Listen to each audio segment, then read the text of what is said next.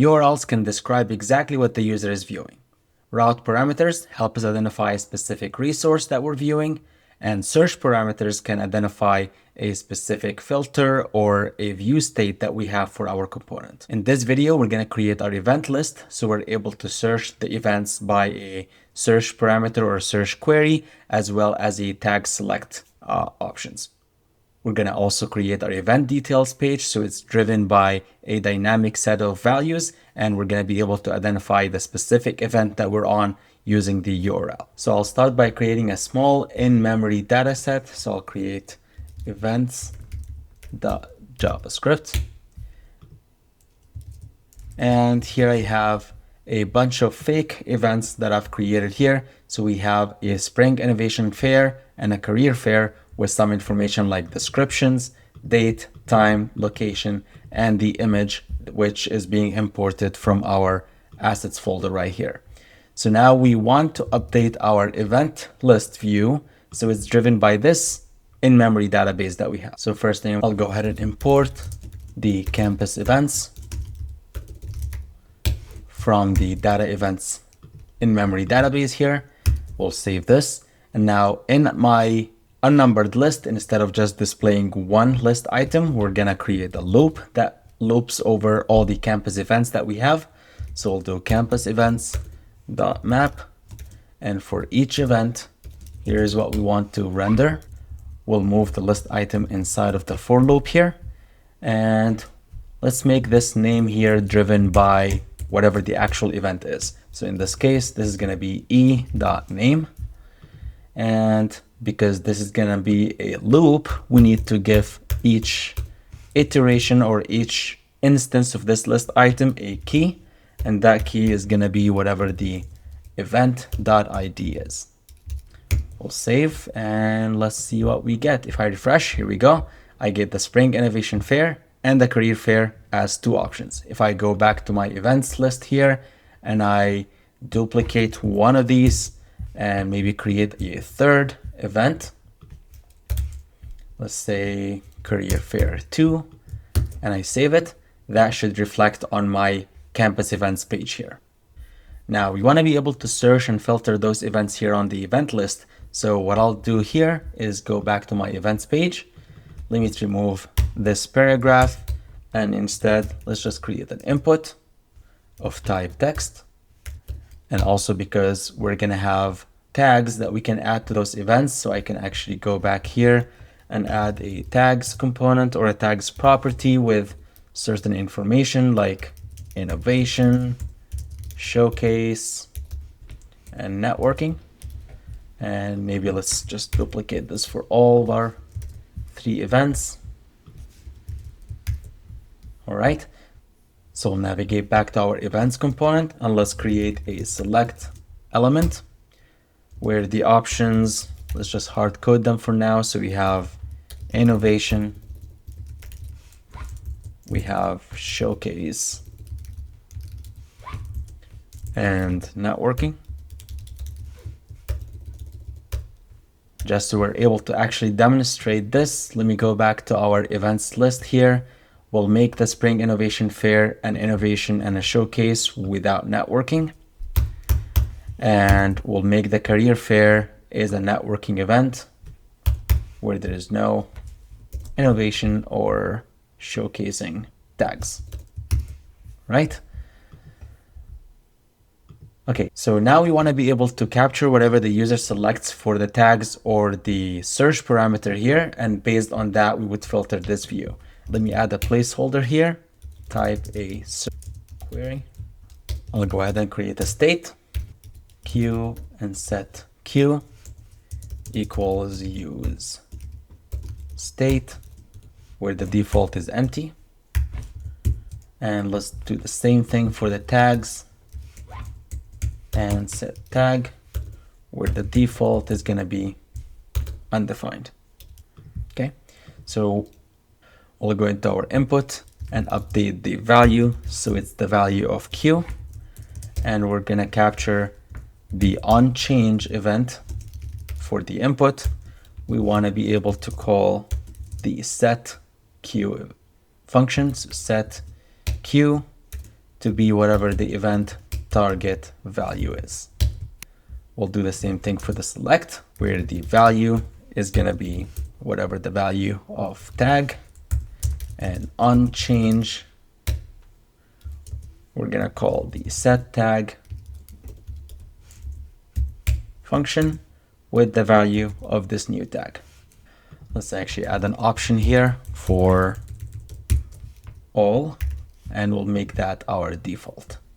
So when it's empty, the value of this option is going to be selected. And let's do the same thing for all those 3 tags where we're able to set a value for each of those props here.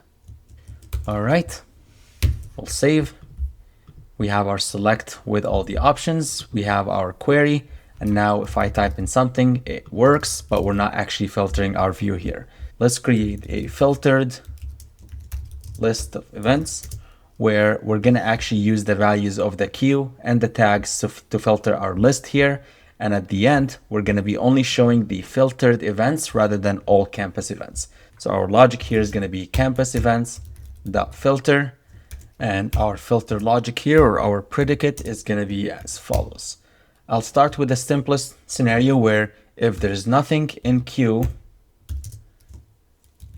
and there's nothing in tag, then both of this should be true. And in that case, everything should be filtered in or returned back to the user.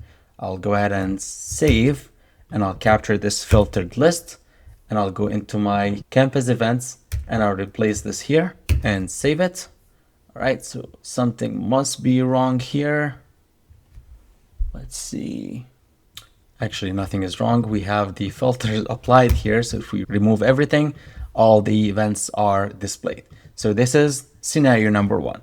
If there's nothing in queue and nothing in tags, then we need to be able to return everything.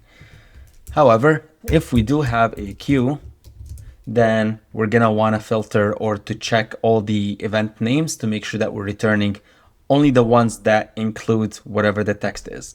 So we'll do event.title or .name to lowercase, just so we can normalize all of our search parameters and the query that are being provided. So we're converting that to lowercase first. And we're checking if the name includes whatever the value of Q is. So if I save this, let's see what happens now. If I type in the word career, we are getting both the career fair 1 and 2. And if I type in fair, well, all of them are coming back. And if I do spring, then only the first one is being returned. All right, the next thing is going to be, let's check if there is a tag that is being provided by the user, then we need to capture that and filter our events to only show us the events that do have that tag. So we'll do event.tags. This includes whatever the tag value is. And let's go ahead and save that. So now if I select the innovation tag, only the first one comes back. If I do showcase, still only the first one. If I do networking, then both of these do come back. And technically, both of these should be working in tandem. So if I do the number 2, because that's the only difference between the other 2 events, I should also filter this list over here. Now, all of this you could have already done with what you know about React and the useState. So now we want to be able to reflect those filters and those options that we're selecting into our URLs using search parameters. So to do that, I'm going to come over here and I'll include params or search params. And we'll get this from the use search params hook, which comes from the React router DOM. And instead of capturing the queue and the tag in the use state or in the component state, we're going to capture this from the URL search params. So to do this, I'll create a new variable. We'll call it queue. And the value of this is going to be params.get. And the name of my parameter is going to be queue. And because we're going to use this value to search our events here, I'm also going to convert this to lowercase. And if there is nothing that comes back from the parameter queue, we'll just return an empty string. We'll do the same thing for our tag, where the name of the parameter is going to be tag. And we do need to convert that to lowercase, so I'll just remove this. Now I'll get rid of both of these here and save. We get this error that says you cannot read property of null, and they're trying to read to lowercase.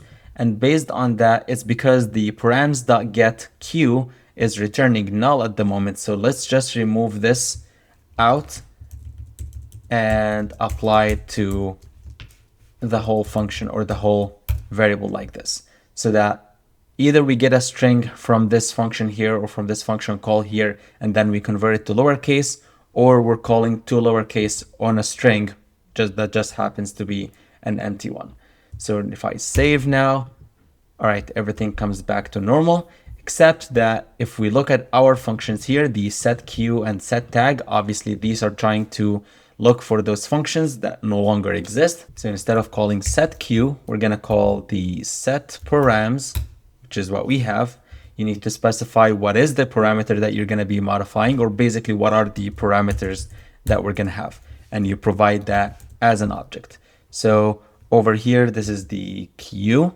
So Q is going to be whatever e.target.value is. And we also want to make sure that we're not neglecting the tag or not overriding whatever the tag parameter is. So we're just going to add it like this. So on change of the tag, we're going to call the set params, where the parameters are going to be tag e.target.value. And similarly, we want to capture the value of Q, where Q is going to be whatever the value of Q currently is. So we'll just get that from this constant here. Now, let me go ahead and save.